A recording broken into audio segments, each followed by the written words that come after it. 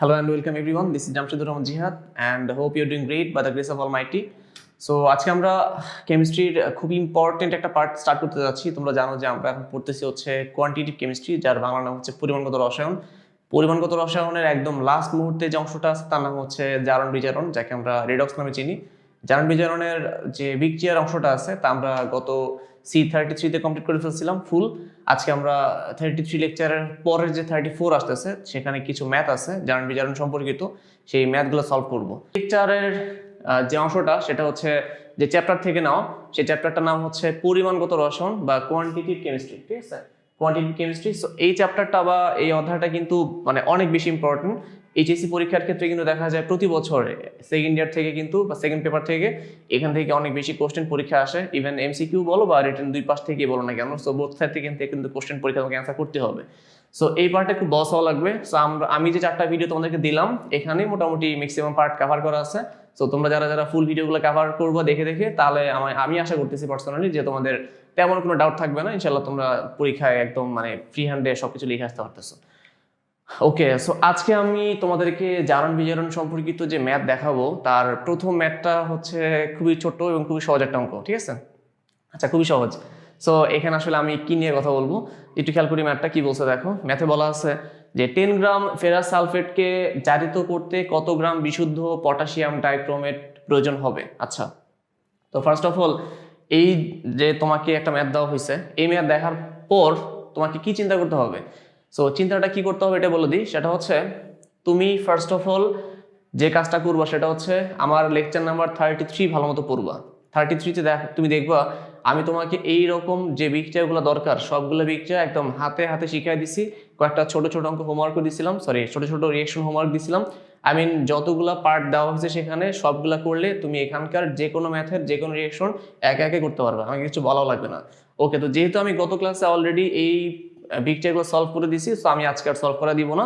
আজকে আমি ডিরেক্টলি কই চলে যাবো বলো, বিক্রিয়াতে চলে যাবো। সো আমি দেখতে পারতেছি, so this is the reaction. Okay, so বিক্রিয়াটা কেমন খেয়াল করতে হবে। বিক্রিয়াটা হচ্ছে বলা আছে যে ফেরাস সালফেট, তাই না?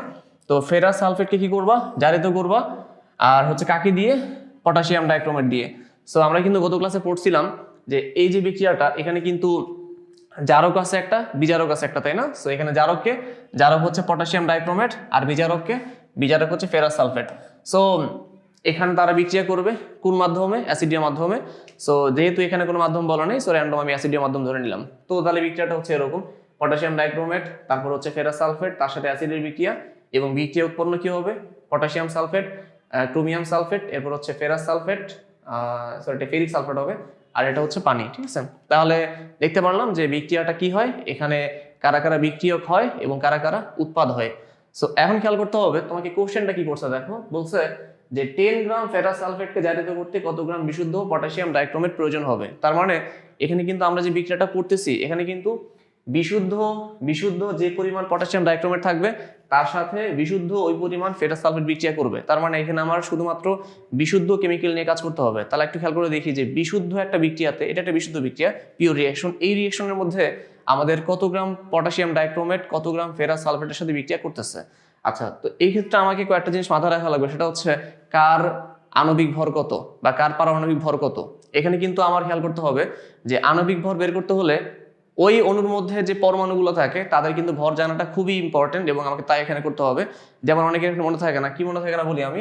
অনেকের এখানে হচ্ছে পটাশিয়াম, তারপর হচ্ছে ক্রোমিয়াম, তারপর হচ্ছে অক্সিজেন, এগুলোর ভর মনে থাকে না। আমি একটু ছোট করে লিখে রাখি এখানে সাইডে, ঠিক আছে? তো পটাশিয়ামের ভর কত? পটাশিয়ামের ভর হচ্ছে 39, ঠিক আছে? এরপর হচ্ছে ক্রোমিয়ামের ভর কত? অ্যারাউন্ড হচ্ছে 52। আচ্ছা, অক্সিজেন তো সবাই জানো, অক্সিজেন হচ্ছে কত বলো? 16। আর এখানে কি আছে? Ferrous sulphate. আয়রনের হচ্ছে অ্যারাউন্ড 56, এ হচ্ছে আয়রন, তারপর হচ্ছে 56। সালফারের কত? সালফার হচ্ছে সাধারণত 32। ওকে, তাহলে আমরা দেখলাম যে এখানে আমার কাকে কাকে লাগতেছে। আমার কি লাগতেছে? ফেরাস সালফেট আর পটাশিয়াম ডাইক্রোমেট। তার মানে এখানে প্রত্যেকটার ভর তোমাকে অবশ্যই কি করতে হবে বলো? মাথায় রেখে দিতে হবে, কারণ এখানে ম্যাথ করার ক্ষেত্রে তোমাকে এগুলো ভর মুখস্থ রাখা লাগবেই, কারণ পরীক্ষায় কোশ্চেনের পাশে তোমাকে দেওয়া থাকবে না যে কোনটার ভর কত। সো কিছু জিনিস একটু মাথায় রাখা দরকার। ওকে, আচ্ছা, এখন আসি আমরা এখানে। তাহলে খেয়াল করতে হবে এখানে পটাশিয়াম ডাইক্রোমেটের ভর কত? পটাশিয়ামের কত? 39 ইন্টু হবে 2, এরপরে কি আছে বলো? যোগ ক্রোমিয়াম 52 ইন্টু 2, তার মানে হবে হচ্ছে 52 ইন্টু 2, আর যোগ কী হবে, অক্সিজেন আছে 7টা, তাহলে হচ্ছে প্রত্যেকটা 16 করে, তাহলে 16 ইন্টু 7।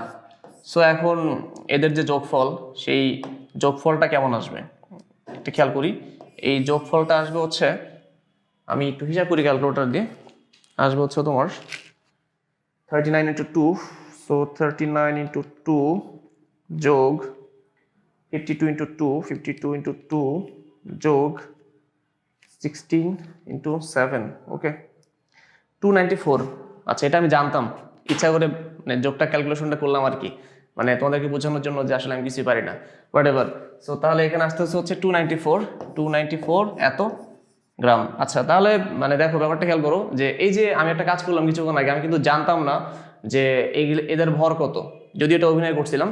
সো এই ভর না জানার কারণে কিন্তু আমার ক্যালকুলেটর ব্যবহার করা লাগছে, এবং ব্যবহার করে করে কি করা লাগছে বলো, তোমাকে আমি মিনিমাম ধরো প্রায় অ্যারাউন্ড 30 সেকেন্ড সময় নষ্ট করছি আমি এখানে। সো তোমাকে কিন্তু এই কাজটা করা যাবে না, কারণ তুমি একটা এইচএসসি পরীক্ষা দিবা, সামনে অ্যাডমিশন দিবা, তোমাকে কিন্তু এই ভরগুলা তো মনে রাখা লাগবেই, সাথে প্রত্যেকটা যৌগের যে ভর আছে তা একদম মোটামুটি ঠোঁটস্থ রাখা লাগবে, কারণ কিছু যৌগ আছে এগুলো খুবই কমন, যেমন এখানে পটাশিয়াম ডাইক্রোমেট, তারপর সামনে পাবো হচ্ছে পটাশিয়াম পারম্যাঙ্গানেট, এদের ভর মনে রাখা খুব দরকার, কারণ এগুলো মনে রাখলে তোমার এগুলো টাইম শর্ট করতে খুব হেল্প করবে, ঠিক আছে। আচ্ছা, আর এখানে আসে হচ্ছে ফেরাস সালফেট। সো এখানে ফেরাস সালফেটের ভর কত, এখানে হচ্ছে আমরা কি জানি, আয়রন কত, আয়রন হচ্ছে 56, তারপর যোগ সালফার 32, যোগ হচ্ছে তোমার এখানে অক্সিজেন এখানে কটা, 4টা, 4 হলো 64, তো 64, ঠিক আছে। কি দিয়ে গুণ করতে হবে, 6 দিয়ে গুণ করতে হবে, তো 6 দিয়ে গুণ করলে এখানে আমরা যে রেজাল্টটা পাবো অ্যারাউন্ড আসবে হচ্ছে 912 আর কি, ঠিক আছে, 912 এত গ্রাম আর কি, অ্যারাউন্ড এরকম ভর আসবে আর কি, হোয়াট এভার।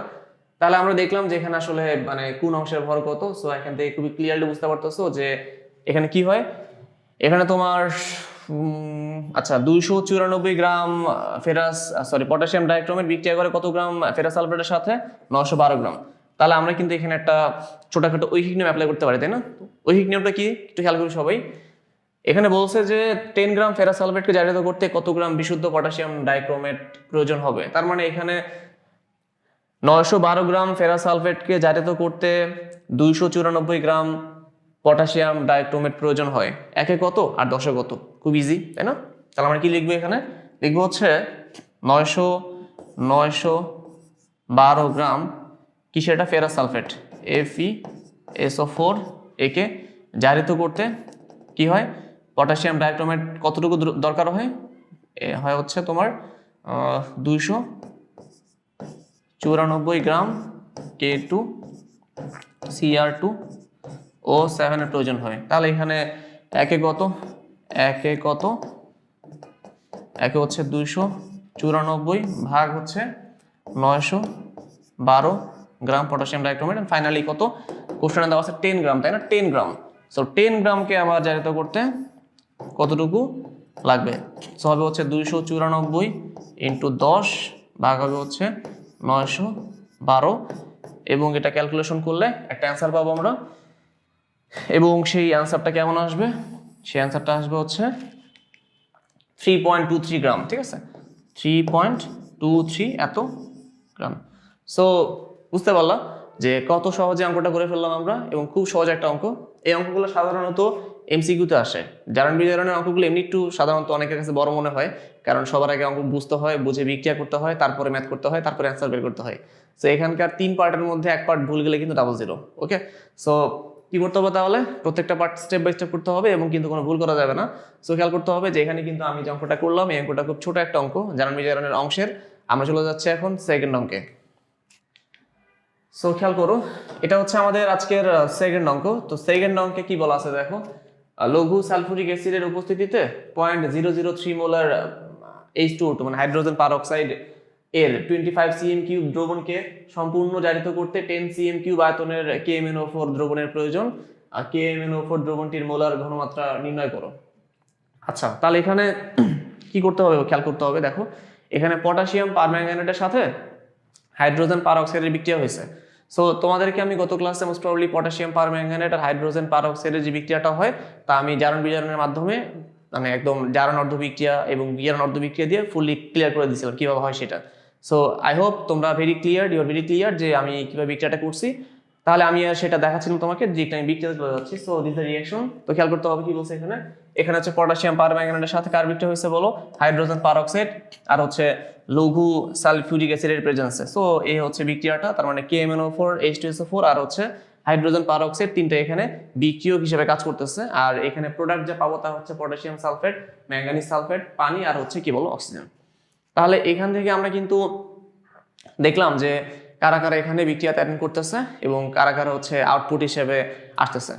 সো এখন এখানে কি করতে হবে দেখো, এখানে বলছে যে এটার প্রেজেন্সে এত মোলার H2O2 এর 25 cm3, তার মানে হাইড্রোজেন পারঅক্সাইডের ঘনমাত্রা দেওয়া আছে এবং তার কি দেওয়া আছে বলো, তার হচ্ছে আয়তন দেওয়া আছে। আচ্ছা, এই ঘনমাত্রা এবং এই আয়তনের H2O2 কে সম্পূর্ণ জারিত করতে 10 cm3 আয়তনের KMnO4 দ্রবণের প্রয়োজন হয়। তার মানে এই আয়তন আর এই ঘনমাত্রার H2O2 কে জারিত করতে একটা নির্দিষ্ট আয়তনের KMnO4 দরকার হয়। তার মানে কথা হচ্ছে যে এই KMnO4 এর যে ঘনমাত্রা তা কত, ঠিক আছে। আচ্ছা, খেয়াল করতে হবে এখানে কিন্তু অ্যাসিডকে আমি ব্যবহার করতেছি মাধ্যম হিসেবে, ঠিক আছে। তার মানে সেই কিন্তু বিক্রিয়াতে মাধ্যম হিসেবে কাজ করতেছে, আদারওয়াইজ সেই কিন্তু বিক্রিয়াতে ডিরেক্টলি অ্যাটেন্ড করতেছে না। সো যেহেতু সে একটা মাধ্যম হিসেবে কাজ করতেছে, তার মাধ্যমে আমি রিঅ্যাকশনটা ফুল কমপ্লিট করতেছি। তার মানে আমি এখানে মেইনলি হচ্ছে এইখানে জারক এবং বিজারক নিয়ে কাজ করব। তো তোমরা জানো গত ক্লাসে পড়েছি তোমাদেরকে যে চার্ট পড়েছি, সেখানে বলা ছিল যে KMnO4 যেটা আছে, KMnO4 হচ্ছে একটা কি বলো, ও হচ্ছে একটা জারক, তাই না, জারক। আচ্ছা, ও হচ্ছে একটা জারক। আর H2O2 কি একটা বিজারক, এ হচ্ছে একটা বিজারক। আচ্ছা, খেয়াল করতে হবে জারক এবং বিজারকের যে পার্টটা আছে, এখানে আমরা একটা ছোট্ট টপিক নিয়ে কথা বলবো, তার নাম হচ্ছে তুল্য সংখ্যা, তাই না, তুল্য সংখ্যা। তার মানে আমরা এই ক্ষেত্রে দেখব যে জারক আর বিজারকের ক্ষেত্রে যখন আমরা এরকম বিক্রিয়াতে টাইট্রেশন ঘটাই, তখন খেয়াল করতে হবে যে এক্ষেত্রে কিন্তু মোল সংখ্যা ইন্টু তুল্য সংখ্যা এই যে পার্টটা আছে তা কিন্তু খুব ইম্পর্টেন্ট, যেটা আমি গত ক্লাসে আমাদেরকে অ্যাসিড এবং ক্ষারের টাইট্রেশন করার সময় শিখেছিলাম। তাহলে খেয়াল করতে হবে এখানে কি বললাম, সেটা হচ্ছে মোল সংখ্যা এবং তুল্য সংখ্যা। তার মানে হচ্ছে মোল সংখ্যা ইন্টু কি বলো, তুল্য সংখ্যা, এবং এটারও মোল সংখ্যা ইন্টু তুল্য সংখ্যা সমান হওয়া লাগবে। তাহলে এখানে ধরে নিলাম যে হচ্ছে জারকের মোল সংখ্যা N1, তুল্য সংখ্যা E1, বিজারকের হচ্ছে N2, তুল্য সংখ্যা হচ্ছে E2। তাহলে এখন কি হবে দেখো, এখন আসবে হচ্ছে N1 মানে কি, মোল সংখ্যা, মোল সংখ্যা মানে কি ঘনমাত্রা ইন্টু আয়তন। তো লেখা যায় কি S1 V1 আর এখানে E1 সমান সমান S2 V2 E2। আচ্ছা, এখন আমাকে কোশ্চেন করতে বলছে, মানে কোশ্চেনে দেওয়া আছে কিছু কিছু অংশ আর কোশ্চেন থেকে বের করতে হবে আরেকটা অংশ, ঠিক আছে। আচ্ছা, তো দেখি আমি এখানে কি কি দেওয়া আছে। এখানে যে KMnO4 দেওয়া আছে, এটার হচ্ছে কি কি পার্ট তুমি জানো এটা খেয়াল করো। এখানকার হচ্ছে তুমি জানো যে KMnO4 এর আয়তন সেটা 10 cm3। তো ভলিউম হচ্ছে কত, এটা ভলিউম হচ্ছে 10 cm3। আর বলছে এই KMnO4 দ্রবণের প্রয়োজন, KMnO4 দ্রবণটির মোলার ঘনমাত্রা কত, মানে এটা হচ্ছে এস বের করতে হবে না, এস হচ্ছে তোমাকে বের করতে হবে, সেটা হচ্ছে আননোন। সো এস হচ্ছে এখানে আননোন। তাহলে আমি কি ধরছিলাম KMnO4 এর ক্ষেত্রে V1 S1, আর এটার তুল্য সংখ্যা কি E1। সো E1টা কত হবে, E1 কিন্তু জানি না এখনো, তাই না। সো অ্যাসিড এবং ক্ষারের ক্ষেত্রে আমরা কি বলছিলাম যে অ্যাসিড এবং ক্ষারের ক্ষেত্রে হাইড্রোজেন প্রতিস্থাপনী হাইড্রোজেন প্লাস আয়ন আর হচ্ছে হাইড্রোক্সিল আয়নকে আমরা তুল্য সংখ্যা হিসেবে কাউন্ট করি। কিন্তু জারক বিজারকের ক্ষেত্রে একটা জারক যখন একটা বিজারণ বিক্রিয়াতে অংশগ্রহণ করে, তখন সে কয়টা ইলেকট্রন গ্রহণ করে তা কি বলা হয়, তা তুল্য সংখ্যা। এবং একটা বিজারকের ক্ষেত্রে সে একটা রাসায়নিক বিক্রিয়া, একটা জারণ বিজারণ বিক্রিয়াতে সে কয়টা ইলেকট্রন বর্জন করে তাকে বলা হয় তা তুল্য সংখ্যা। তো আমি যদি ওই সেন্সটা কাজে লাগাই, তাহলে দেখবো যে KMnO4 একটা বিক্রিয়াতে অংশগ্রহণ করার সময় সে টোটাল 5টা ইলেকট্রন গ্রহণ করতেছে, এই কারণে বলতে পারতেছি তার তুল্য সংখ্যা কত বলো, 5। একইভাবে H2O2 এর ক্ষেত্রে তার কি দেওয়া আছে দেখো, ঘনমাত্রা দেওয়া আছে, সেটা কত S2 হচ্ছে 0.003 এত মোলার। তার একটা হচ্ছে আয়তন দেওয়া আছে, সেটা হচ্ছে V2। সো V2 হচ্ছে 25 cm3। তার তুল্য সংখ্যা জানি না আমরা, তুল্য সংখ্যা কত E2 কত, H2O2 এর ক্ষেত্রে একটা অক্সিজেন একটা ইলেকট্রন ছেড়ে দেয়, এখানে অক্সিজেন কয়টা, দুইটা আছে, দুইটা অক্সিজেন কি করবে, দুইটা ইলেকট্রন ছেড়ে দিবে। তাহলে E2 কত হবে, 2 হবে। সো আমি এখন সবগুলো ভ্যালু পেয়ে গেলাম, বসাই দিব, তাই না। তাহলে কি বের করতে হবে, S1 বের করতে হবে। তাহলে আমরা এখানে S1 বের করবো, হচ্ছে এই S1টা বের করতে হবে আমাকে এখন, ঠিক আছে। তাহলে S1 মানে কত আসবে, S1 মানে আসবে হচ্ছে তোমার S2 V2 E2 বাই হচ্ছে E1 V1। সো ভ্যালুগুলো বসাই দিই আমি এখানে, ভ্যালুগুলো হচ্ছে H2 V2 E2। আচ্ছা, H2 কত 0.003 তারপর হচ্ছে ভি টু কত 25, আচ্ছা ইন্টু হচ্ছে ই টু কত হচ্ছে 2। আচ্ছা এবার নিচে আসি ই ওয়ান কত 5, ই ওয়ান হচ্ছে 5 ইন্টু ভি ওয়ান কত 10, এ হচ্ছে 10। তাহলে এখন মোটামুটি ডান। সো আমরা যদি এখন এখানে হচ্ছে ক্যালকুলেশনটা করি তাহলে হচ্ছে আমরা দেখব, তো আমি হিসাব করে দেখি 0.003 ইন্টু হচ্ছে 50, ও আচ্ছা তো নিচের তো কাটাকাটি চলে যাবে। তো অ্যান্সারটা আসবে হচ্ছে তোমার 0.003, কারণ হচ্ছে এখানে এই দুইটা মিলা হয় 50 আর এটা মিলা হয় 50 আর কি, নিচেরটা 50, তো এই 50 কাটাকাটি যাবে, থাকবে হচ্ছে 0.003 এত molar. So this the answer, ঠিক আছে।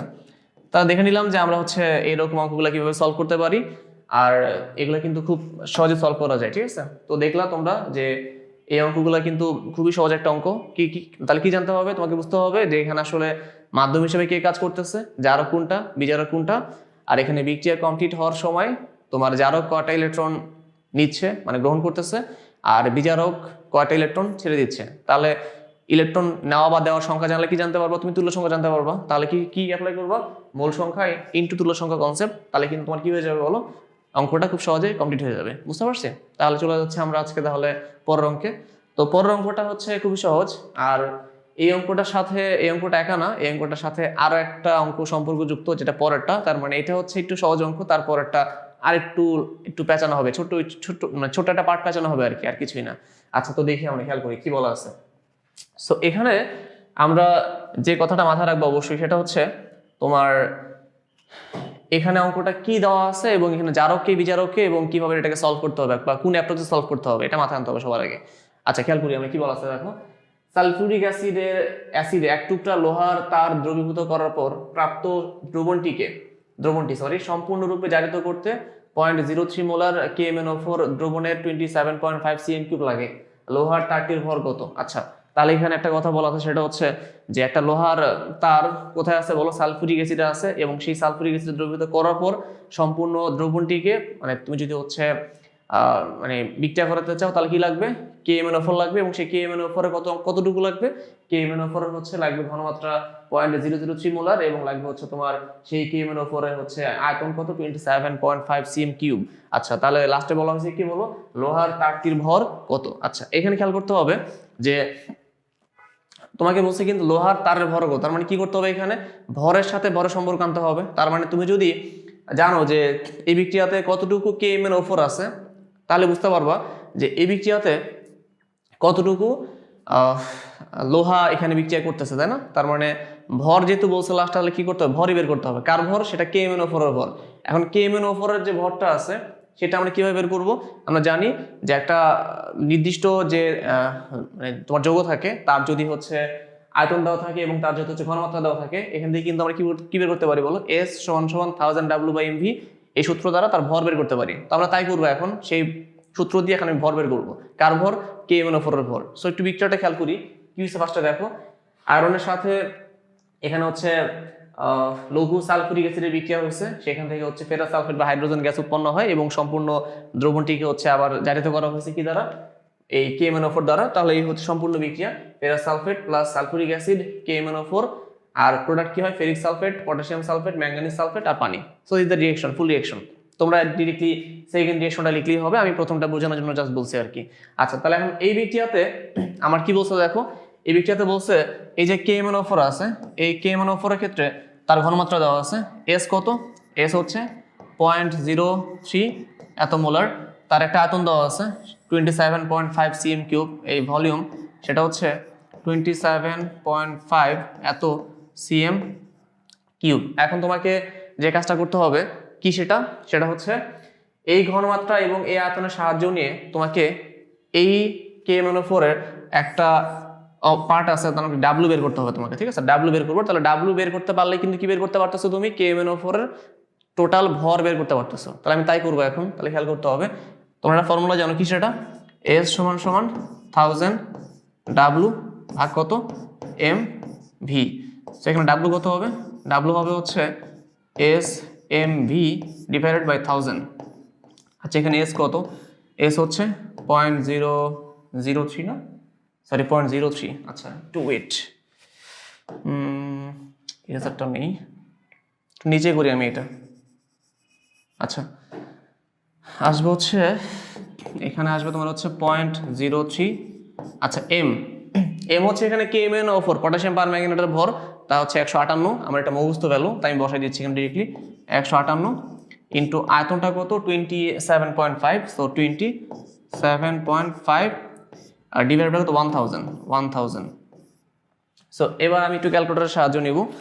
সো এখানে নিব হচ্ছে ভ্যালুটা কত আসবে, ভ্যালুটা আসবে হচ্ছে 0.03 ইন্টু 158 ইন্টু 27.5 এত ডিভাইড বাই 1000, ওকে 0.13035। আচ্ছা তাহলে 0.13035, সো লিখি আমরা এখানে 0.13035 এত গ্রাম। আচ্ছা তাহলে আমরা দেখলাম যে এখানে আসলে আমার কতটুকু ভরের KMnO4 লাগতেছে, কাকে বলো প্রশমিত করতে, একটা তোমার ফেরাস সালফেট মানে ফেরাস সালফেট সহ সালফুরিক অ্যাসিডের যে দ্রবণটা আছে তাকে প্রশমিত করতে। আচ্ছা তাহলে এখন খেয়াল করি আমরা এই পরিমাণ KMnO4 লাগে, ঠিক আছে।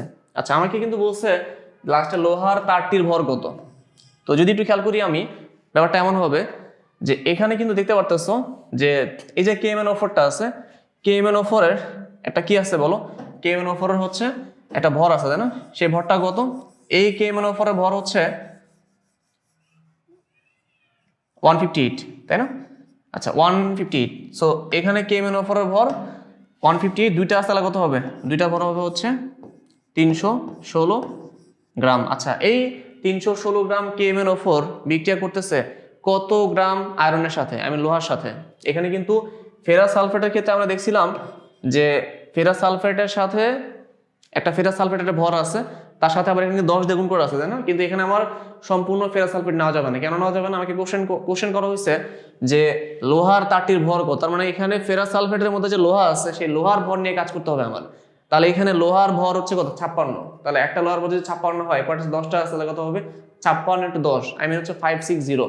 তাহলে এখানে বলতে পারতেছি আমি 560 গ্রাম আয়রন। তাহলে এখান থেকে খুবই ক্লিয়ার 316 গ্রাম বিক্রিয়া করে কার সাথে, 316 গ্রাম KMnO4 বিক্রিয়া করা হচ্ছে 560 গ্রাম লোহার সাথে। তাহলে একে কত, আর এত গ্রাম KMnO4 বিক্রিয়া করবে কতটুকু লোহার সাথে, ঠিক আছে। তাহলে কিন্তু আনসারটা তোমার চলে আসতেছে। তাহলে খেয়াল করি আমরা সবাই 316 গ্রাম KMnO4 বিক্রিয়া করতেছে কত বলো 560 গ্রাম আয়রনের সাথে, ওকে। তাহলে একে কত বিক্রিয়া করা হচ্ছে 560 ভাগ হচ্ছে 316, আর এখানে কোশ্চেনে কি দেওয়া আছে আমরা দেখলাম বের করে, এই যে এইটুকু আসে হচ্ছে KMnO4 এর ভর, আই মিন যে ভরের KMnO4 দিয়ে আমি দ্রবণটাকে প্রশমিত করলাম পরে। আচ্ছা তাহলে লিখলাম হচ্ছে এখানে 0.13035, তার মানে হচ্ছে 0.13035 গ্রাম KMnO4 কে যদি আমি বিক্রিয়া করে, তাহলে আমার লোহা কতটুকু লাগবে 560 ইন্টু হচ্ছে 0.13035 ডিভাইডেড বাই 316। সো আমি যদি হিসাবটা করি আসবে হচ্ছে ইন্টু 560 এত ডিভাইডেড বাই 316, আচ্ছা 0.231 এত, সো আসবে হচ্ছে 0.231। তাহলে আমি যদি একটু হিসাবটা করলাম এখন মাত্র, হিসাবটা করার পর আমার একটা রেজাল্ট আসলো, রেজাল্টটা কত আসলো 0.231 এত। সো এখানে আনসারটা আসবে হচ্ছে 0.231 এত গ্রাম। তাহলে আমরা দেখলাম যে এই হচ্ছে অ্যান্সার, ঠিক আছে। অ্যান্সারটা হচ্ছে এরকম হবে 0.231 গ্রাম। সো তোমরা দেখে নিলা যে কিভাবে এইরকম অঙ্কগুলো খুব সহজে করা যায়, খুব সহজে সলভ করা যায়। আই হোপ যে এই ধরনের সমস্যা তোমাদের আর হবে না সামনে, আর এইরকম অঙ্ক আসলে তোমরা খুব সহজে হয়তোবা 2 থেকে 3 মিনিটের মধ্যেই অঙ্কগুলো করতে পারতেছো, ওকে। তাহলে আমরা এখানে যে অঙ্কটা দেখলাম তা একটু সামারাইজ করি। তাহলে ফার্স্ট অফ অল কি করতে হবে, এখানে হচ্ছে লঘু সালফিউরিক অ্যাসিডে এক টুকরা লোহা ঢালবো, লোহা ঢালার পর দেখা যাবে কি সে হচ্ছে ফেরাস সালফেটে কনভার্ট হয়ে গেছে, এবং সেখানে যে প্রাপ্ত দ্রবণটা আছে তাকে প্রশমিত করতে আমি এক্সট্রা হচ্ছে KMnO4 ঢালছি। তাহলে এখানে হচ্ছে যেহেতু সালফিউরিক অ্যাসিড একটা মাধ্যম হিসেবে কাজ করতেছে এখানে, সো এখানে মাধ্যমের পার্টটাকে আমরা নেগলেক্ট করে শুধুমাত্র KMnO4 আর হচ্ছে ফেরাস সালফেট, যেখানে আমরা একটাকে বলতেছি জারক হিসেবে কাজ করতেছে এখানে KMnO4, আর এখানে আয়রন সালফেট কাজ করতেছে একটা বিজারক হিসেবে, ঠিক আছে।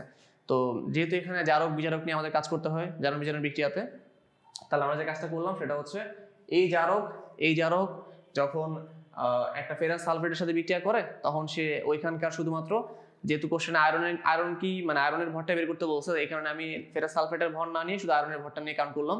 তাহলে আয়রনের ভর কত এখানে 56, 10টা আছে তাহলে কি 560। তার মানে এখানে 316 গ্রাম KMnO4 বিক্রিয়া করতেছে কত 560 গ্রাম আয়রনের সাথে, একে কত। আর এখানে এটাকে দ্রবণটাকে প্রশমিত করতে যে পরিমাণ KMnO4 দরকার হয়েছে সেই ভর তাহলে আসলে কতটুকু আয়রনের সাথে বিক্রিয়া করবে। তো দেখলাম যে অ্যান্সারটা আসে হচ্ছে 0.231 গ্রাম। আই মিন হচ্ছে তাহলে এত গ্রাম ছিল কার ভর বলো, লোহার ভর। So this the answer. এবং এই অঙ্কটা খুবই সহজ একটা অঙ্ক, দেখে নিলে তোমরা। সো আই হোপ যে এটা তোমাদের সবার ডান। এখন চলে যাচ্ছে পরের অঙ্কে। আচ্ছা, তো এখানে অঙ্কটা খেয়াল করতে হবে, এই অঙ্কটা খুবই সুন্দর একটা অঙ্ক এবং খুবই স্মার্ট একটা অঙ্ক। আচ্ছা, তাহলে আগের অঙ্কটা যারা বুঝতে পারছি তারা কিন্তু এই অঙ্কটা খুব সহজে বুঝতে পারবা এবং তাদের কাছে খুব ইন্টারেস্টিং মনে হবে অঙ্কটা। আচ্ছা, তাহলে খেয়াল করে কি বলছে এখানে দেখো। তো বলা আছে কি যে 0.36 গ্রাম ভরের এক টুকরো অবিশুদ্ধ লৌহকে লৌহ সালফুরিক অ্যাসিডে দ্রবীভূত করে প্রাপ্ত দ্রবণকে জারিত করতে 48.5 cm3 0.025 মোলার KMnO4 দ্রবণ লাগলে লোহার টুকরাটিতে ভেজালের শতকরা পরিমাণ নির্ণয় করা হচ্ছে। Okay fine. তো এই অঙ্কটা হুবহু আগের অঙ্কটার মতো, জাস্ট কি করতে হবে বলো।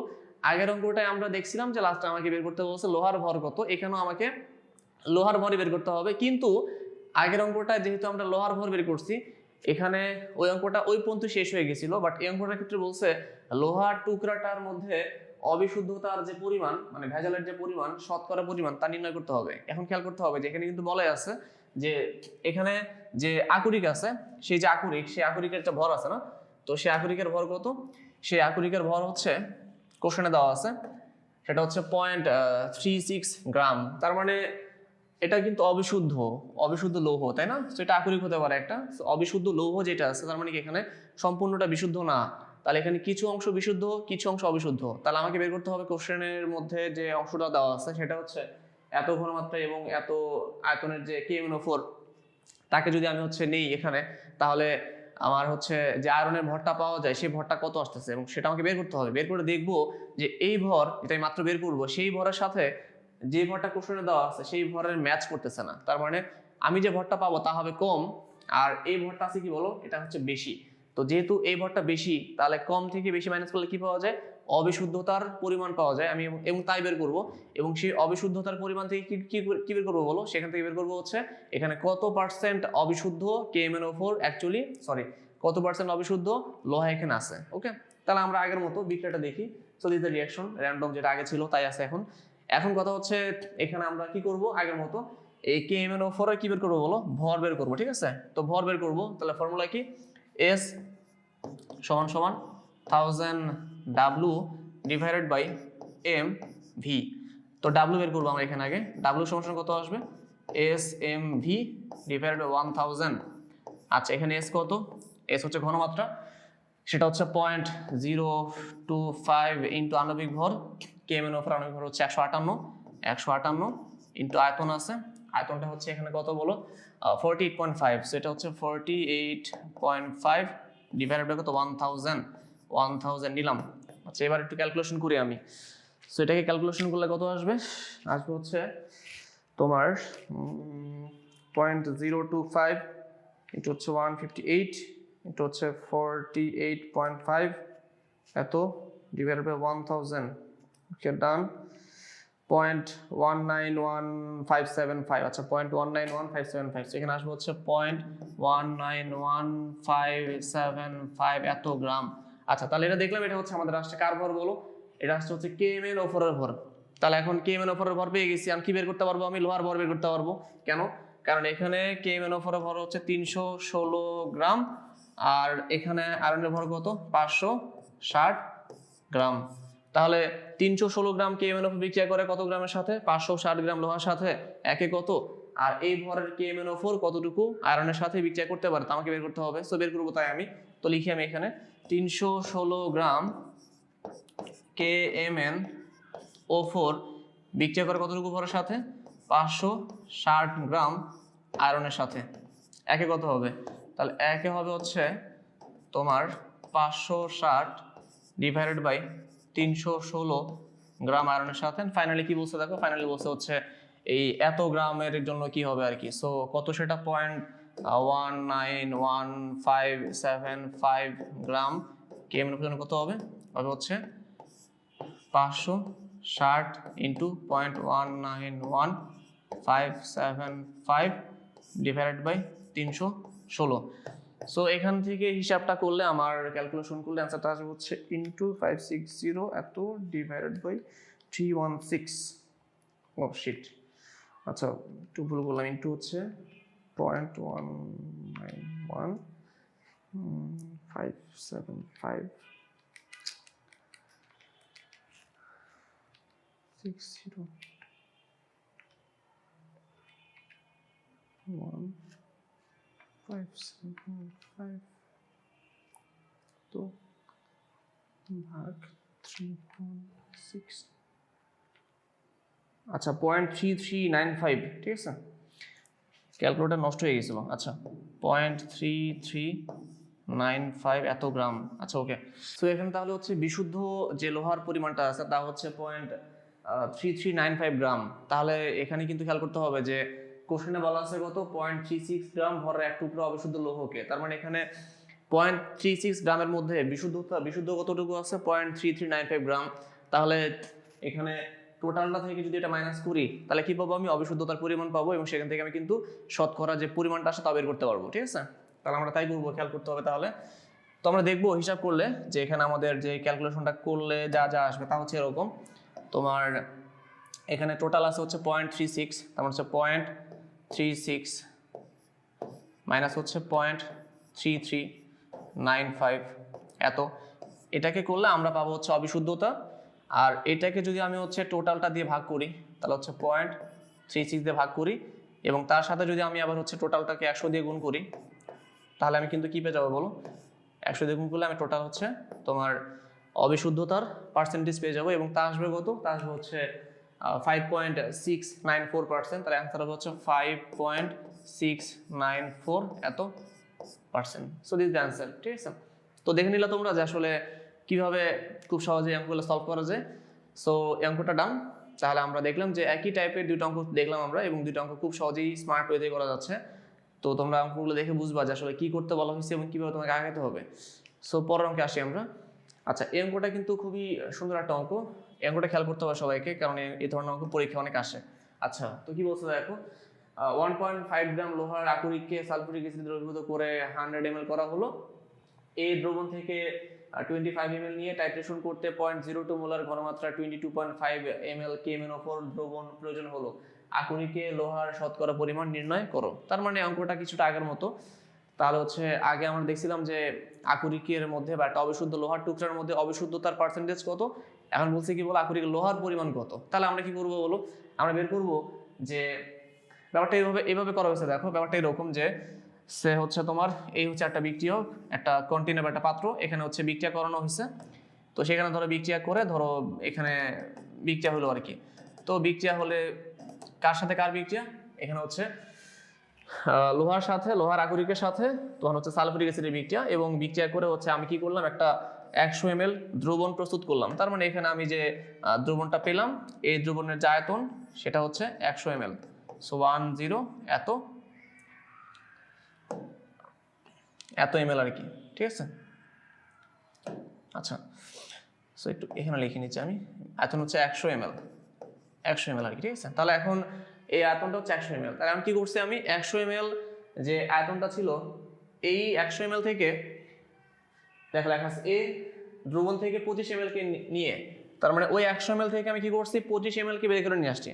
তো ওই 100 ml থেকে যখন আমি 25 ml কে বের করে নিয়ে আসলাম তখন যে হিসাবটা আমার আসবে সেটা হচ্ছে ওই 25 ml কতটুকুর সাথে বিক্রিয়া করছে, ওই 25 ml পরবর্তীতে আবার KMnO4 এর সাথে বিক্রিয়া করছে, ঠিক আছে। তো ওই 25 ml যখন তোমার দেখলাম যে KMnO4 এর সাথে বিক্রিয়া করতেছে তাহলে আমাকে বের করতে হবে যে KMnO4 এর আয়তন দেওয়া আছে, KMnO4 এর ঘনমাত্রা দেওয়া আছে। তাহলে যেহেতু এই KMnO4 এই আকরিক সহ সালফুরিক অ্যাসিডের যে দ্রবণ তার সাথে বিক্রিয়া করতেছে, তার 100 ml থেকে 25 কে বের করে নিয়েছিলাম তার সাথে বিক্রিয়া করছে, তাহলে ওই দ্রবণটা যেটা আছে ওই দ্রবণের যে ঘনমাত্রা তা কত হবে, তাই না।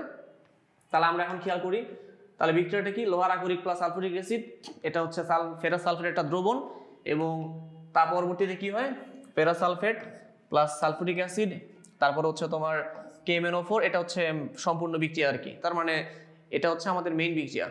এই বিক্রিয়াতে আমার কি দেওয়া আছে, এখানে যে পটাশিয়াম পারম্যাঙ্গানেট দেওয়া আছে, তার এখানে হচ্ছে ঘনমাত্রা দেওয়া আছে, S দেওয়া আছে, ধরলাম এটা হচ্ছে S1 ধরলাম, S1 হচ্ছে তোমার এখানে 0.02 এত মোলার। এরপর হচ্ছে V1 দেওয়া আছে, V1 হচ্ছে 22.5 এত ml।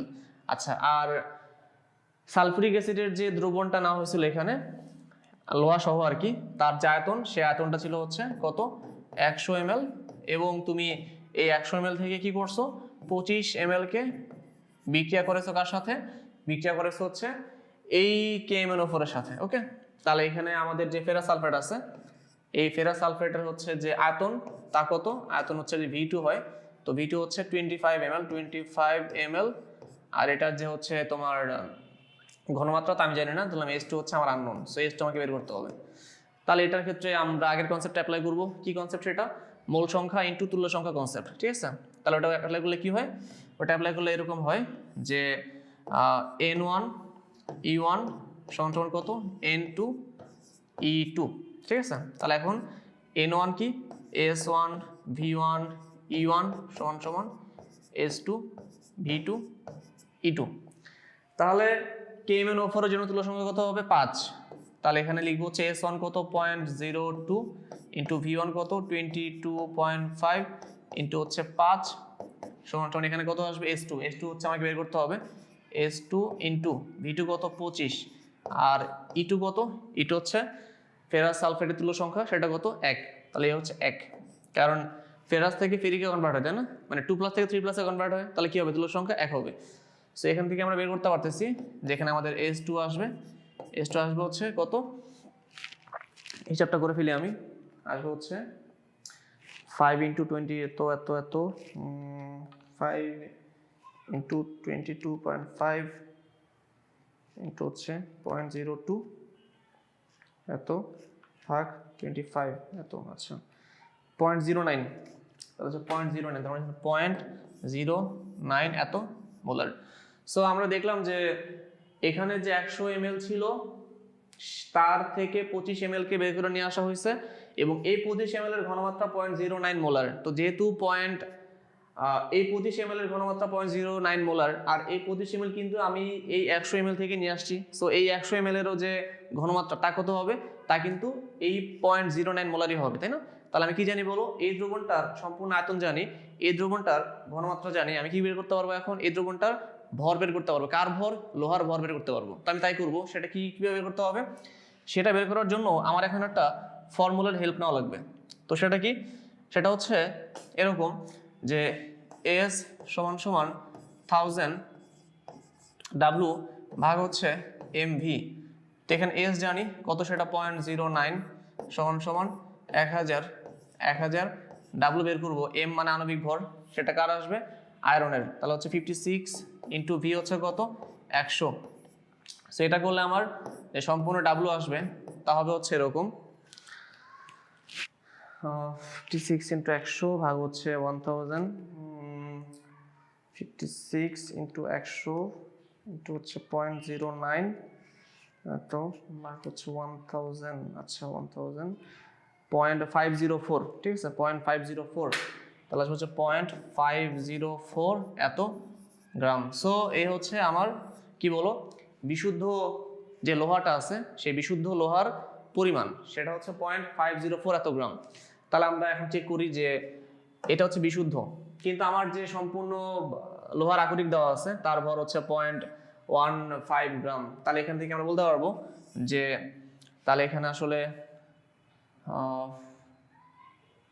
আচ্ছা, তাহলে এখানে বলতে হচ্ছে আকরিকের লোহার শতকরা পরিমাণ কত, লোহার পরিমাণ পেয়ে গেছি, লোহার পরিমাণ হচ্ছে তোমার 0.504 এত গ্রাম, এই হচ্ছে লোহা, এই হচ্ছে টোটাল আয়রনের পরিমাণ এত গ্রাম। তাহলে বিশুদ্ধ কত হবে, বিশুদ্ধ হবে হচ্ছে, so percentage of purity, purity কত হবে 0.504 ডিভাইড বাই টোটাল, টোটাল কত 1.5 ইন্টু হচ্ছে 100, ইন্টু হচ্ছে 100, ঠিক আছে। তাহলে হিসাব করলে কত আসে, হিসাব করলে আসবে হচ্ছে 0.504 ডিভাইডেড বাই 1.5 এত ইন্টু হচ্ছে 100 33.6%। এই ঠিক আছে কিনা? আচ্ছা এই তো 33.51%, মানে অলমোস্ট কাছাকাছি আর কি। তাহলে অ্যান্সারটা আসবে হচ্ছে 33.6%। সো লিখে রাখি আমি এখানে 33.6%। So this the answer. তাহলে দেখে নিলাম যে আমরা আসলে কিছুক্ষণ আগে বের করছিলাম কি লোহাতে অবিশুদ্ধতার পরিমাণ, মানে যে তোমার অবিশুদ্ধ লোহাটা ছিল সেখানে অবিশুদ্ধ কত পার্সেন্ট ছিল, আর এখন আমরা ঠিক একই টাইপের অঙ্ক দেখলাম বাট একটু ডিফারেন্ট টাইপের। সেখানে বের করলাম কি আমরা এখানে যে লোহার যে বিশুদ্ধতার পার্সেন্টেজ আছে তা কত হবে। তাহলে খেয়াল করতে হবে যে তোমাকে যখন বিশুদ্ধতার পার্সেন্টেজ বের করতে বলা হবে তখন কি বের করবা, উপরে বিশুদ্ধ নিচে টোটাল ইন্টু 100। আর যখন তোমাকে অবিশুদ্ধতার পার্সেন্টেজ বের করতে বলা হবে তখন কি করবা, উপরে অবিশুদ্ধ নিচে টোটাল ইন্টু কত বলো 100, ঠিক আছে। আচ্ছা তাহলে আমরা এখান থেকে কি করতে পারি, বিশুদ্ধতা আর অবিশুদ্ধতার যে ব্যাপারটা আছে সেটা খুব সহজে ক্লিয়ার করতে পারি।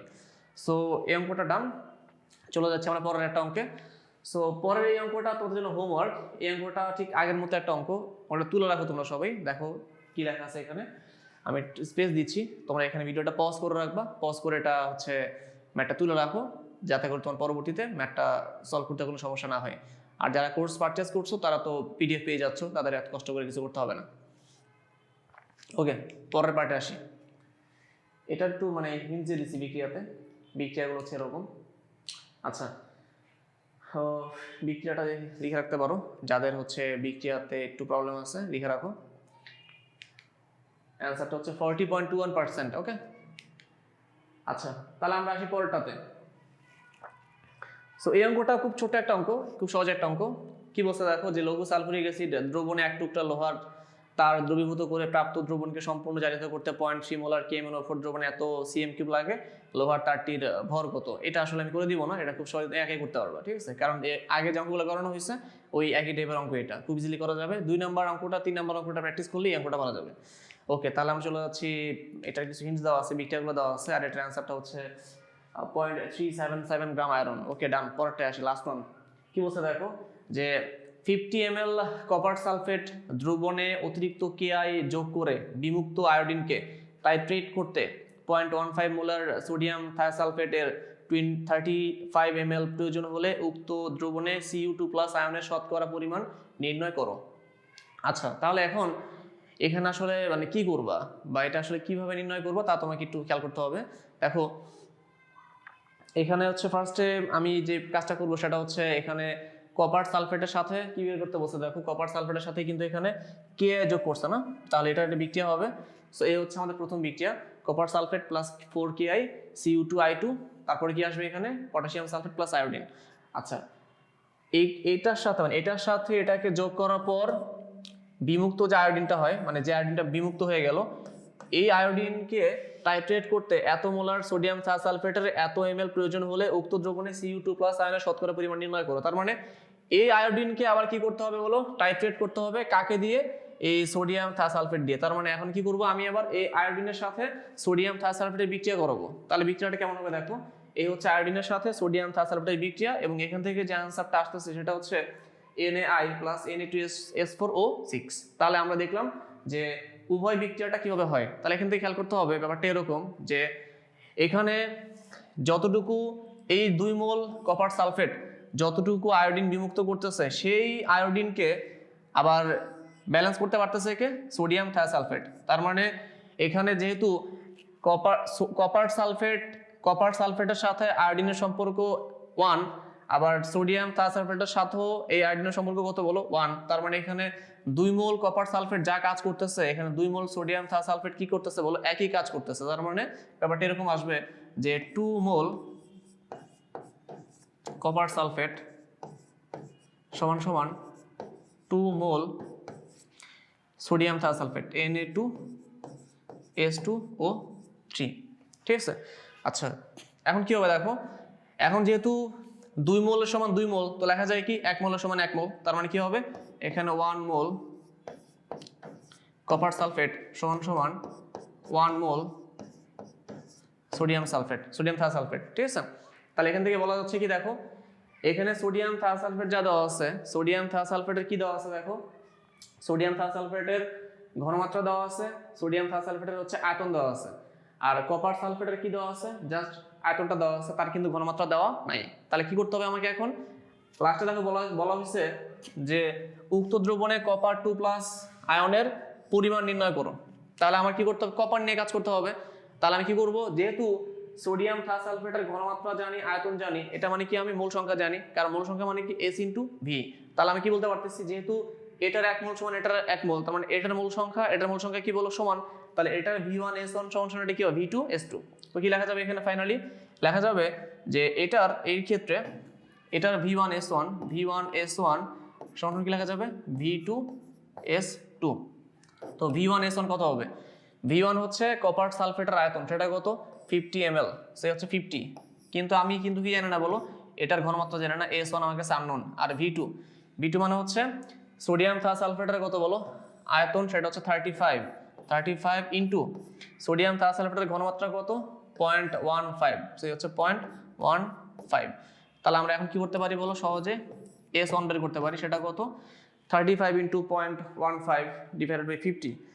35 × 0.15 লিখলাম এত, ডিভাইডেড বাই 50 লিখলাম, আসে হচ্ছে 0.105। সো এটা হচ্ছে 0.105 এত মোলার। সো খেয়াল করো, এখন মানে তুমি যে কপার সালফেট নিয়ে কাজ করতেছো, তার ভর আয়তন জানতা, কিন্তু তার ঘনমাত্রা জানতা না। বাট এখন তুমি কিন্তু কি করলা, সোডিয়াম থায়োসালফেটের সাথে তার মূল সংখ্যাকে রেশিও করে, যেহেতু সোডিয়াম থায়োসালফেটের মূল সংখ্যা আর কপার সালফেটের মূল সংখ্যা সমান, তুমি কি বের করতে পারলা এখন? তুমি এখন কপার সালফেটের ঘনমাত্রা বের করতে পারছো। তাহলে তুমি কপার সালফেটের আয়তন জানো, তুমি কপার সালফেটের ঘনমাত্রা জানো, তুমি কি বের করতে পারবে? কপার সালফেটের ভর বের করতে পারবে। কিভাবে? ছোট্ট একটা ফর্মুলা, কি সেটা? ফর্মুলাটা হচ্ছে S = 1000 W divide by mv। So এখানে W লিখবো আমরা, W হচ্ছে S mv ডিভাইড বাই 1000, ঠিক আছে? তাহলে এখানে S কত? 0.105 ইন্টু হচ্ছে m মানে আণবিক ভর। এখানে কিন্তু বলছে লাস্টে যে কপার 2+, তো কপার 2+ মানে কত? কপার 2+ মানে 63.5, মানে কপারের ভরটাই, ঠিক আছে? আচ্ছা, তাহলে এখানে কপার 2+ হচ্ছে m, কিন্তু এখানে 63.5 বসাতে হবে, 63.5, কারণ তোমাকে কোশ্চেনে বলা হয়েছে কপার 2+ আয়নের শতকরা পরিমাণ নির্ণয় করতে, মানে কপার 2+ আয়নের ক্ষেত্রে তোমাকে কাজ করতে হবে, নট কপার সালফেট, কপার 2+। এবং কপার 2+ এর ভর কত হবে? একটা কপারের ভর যা আসে, একটা কপার 2+ এর ভর তাই আসবে। কেন তা আসবে? কারণ হচ্ছে কপার থেকে 2টা ইলেকট্রন যদি চলে যায়, সেই ভরটা কপারের ভরের কোনো ইফেক্ট ফেলে না। সো কপারের ভর আর কপার 2+ এর ভর কি বলো? প্রায় সমান। সো এখান থেকে আমি লিখতে পারবো 63.5 ইন্টু আয়তন, আয়তনটা কত এখানে? 50 ml। সো 50 ml, নিচে কত? নিচে হচ্ছে 1000। সো এই হচ্ছে ডান, লিখে রাখলাম আমরা সবগুলো ভ্যালু। সো টোটাল ক্যালকুলেশন করলে কি আসে? 0.105 ইন্টু হচ্ছে 63.5 ইন্টু হচ্ছে 50, ওকে, এত ভাগ হচ্ছে 1000, ওকে ডান। আচ্ছা, হচ্ছে 0.33333 এত। আচ্ছা, ওকে। সো তাহলে আমার এখানে অ্যান্সারটা যা আসবে তা কত হবে? তা হবে হচ্ছে 0.333 এত গ্রাম। সো এই হচ্ছে অ্যান্সার। তাহলে আমরা দেখলাম যে এখানে কপার যে 2+ আয়নটা আছে, তার যে হচ্ছে ভর, তা হচ্ছে তোমার এত। তাহলে আমরা দেখি অ্যান্সারটা, সেটা হচ্ছে 0.333 এত গ্রাম, ঠিক আছে? আর এখানে শতকরার কথাটা বলা আছে, তো এটাকে তুমি শতকরা নিয়ে যেতে পারবো, সমস্যা নেই। আমি নর্মালি করলাম যে ভরটা ইজিলি আসে আর কি, তাই বের করছি আর কি, ওকে। তাহলে আমরা দেখলাম যে এখানে কপার যে 2+ আয়নটা আছে, তার ভর আসে হচ্ছে 0.33 গ্রাম। সো এই হচ্ছে অ্যান্সার। তাহলে আমরা এই অঙ্কটা দেখা যায় অনেক সময় পরীক্ষায় চলে আসে। তাহলে কি করতে হবে? অঙ্কটা আসলে তোমাকে অবশ্যই প্রথম বিক্রিয়াটা এবং সেকেন্ড বিক্রিয়াটা কি করতে হলো, মাথা রাখতে হবে, এবং এই বিক্রিয়াটা কিভাবে হইলো তা কিন্তু কনসেপচুয়ালি মাথা রাখতে হবে। এই দুটো বিক্রিয়া পারলে তুমি কিন্তু কি করতে পারতেছো বলো, এই টোটাল বিক্রিয়াটা খুব সহজে লিখে তারপরে টোটাল মোল সংখ্যার কনসেপ্ট অ্যাপ্লাই করে তুমি কিন্তু সম্পূর্ণ বিক্রিয়া থেকে কপারের যে মানে কপার 2+ আয়নের যে ভর আছে তা কিন্তু বের করতে পারতেছো। সো ভেরি ইজি একটা কোশ্চেন ছিল, এবং দেখলাম যে কিভাবে এই কোশ্চেনগুলো সলভ করতে হয় আমাদেরকে। তাহলে আমরা জারণ বিজারণ সম্পর্কিত যে অঙ্কগুলো আছে তা সলভ করে ফেলছি। আশা করলাম যে সামনে তোমাদের এই সমস্যা আর সামনে থাকবে না। আর ভিডিওটা ফুল দেখবা সবাই, ফুল দেখলে তোমাদের সব টাইপের অঙ্ক নিয়ে ঘাটাঘাটি করা হয়ে যাবে, আর তোমরা বুঝতে পারবা যে কিভাবে অঙ্কগুলোকে নেক্সট স্টেপে আগাইতে হয়। ডান। সো তোমরা কিন্তু প্রতিনিয়ত আমাদের সাথে আসো এবং আমাদেরকে সাপোর্ট দিয়ে যাচ্ছ ইজিলি রেগুলার। আর আমি বারবারই বলি যে আসলে তোমাদের সাপোর্টের কারণে আমরা আছি, তোমরা সাপোর্ট না করলে আমরা থাকতে পারতাম না। আর তোমাদের কাছে রেগুলার যে টেক্সট পাই, মেসেজেস পাই, এগুলো পেলে অনেক ভালো লাগে। আর হচ্ছে তোমরা প্রতিনিয়ত আমাদেরকে প্রবলেমগুলো বলতেছো যে ভাই আমার এই পার্টির সমস্যা আছে, বা হচ্ছে স্যার আমার এই পার্টির সমস্যা আছে। আমরা সবসময় ট্রাই করি যে অ্যাজ সুন অ্যাজ পসিবল পার্টগুলোকে ক্লিয়ার করে দেওয়ার জন্য। আর আজকে তাহলে আমরা পরিমাণগত রসায়ন ফুল শেষ করে ফেললাম। সো আশা করতেছি এই অধ্যায়টা নিয়ে তোমাদের মধ্যে তেমন ডাউট থাকবে না। ইন কেস ডাউট থাকলে আমাকে জানাই দিবে, আমি অ্যাজ সুন অ্যাজ পসিবল সবচেয়ে দ্রুততম সময়ের মধ্যে সলভ করে দেওয়ার চেষ্টা করবো। ওকে, আচ্ছা, তো তোমরা যারা আমাদের সাথে এখনো অ্যাড নাই, তোমরা কিন্তু ফেসবুক, তারপর ইউটিউব আর হচ্ছে ইনস্টাগ্রাম, এই সমস্ত সোশ্যাল মিডিয়া থ্রুতে আমাদের সাথে অ্যাড হয়ে থাকতে পারো।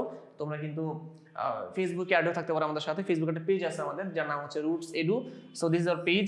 এই পেজের মধ্যে তোমরা কিন্তু লাইক দিতে পারো, লাইক দিয়ে কিন্তু তোমরা আমাদের সাথে থাকতে পারো। আর এই পেজে কিন্তু আমরা আমাদের রিসেন্ট সকল আপডেট দিয়ে থাকি। এরপর আমাদের একটা ইউটিউব চ্যানেল আছে যার নাম রুটস এডু। সো এই চ্যানেলের মধ্যে আমরা কিন্তু আমাদের ফ্রি ভিডিওগুলো আপলোড দিয়ে থাকি।